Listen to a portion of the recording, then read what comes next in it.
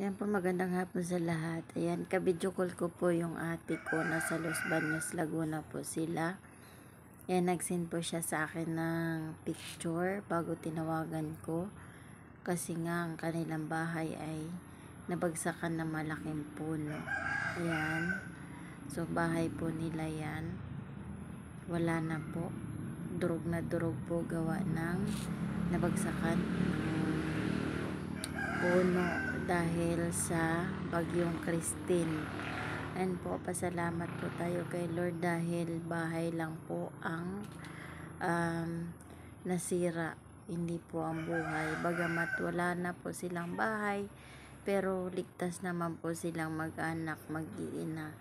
Ayan po, lagi po tayong mag-iingat sa mga bagyong darating sa mga sakuna. Panalangin po natin na sana'y wag nang dumating pa, wag nang tumama pa sa karamihan ng tao.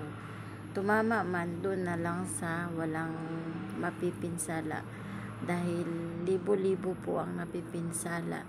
Kami po ay nabahan din, kaya lang hindi gaano, hindi kagaya nito sa kapatid ko. Ako'y durog na durog talaga.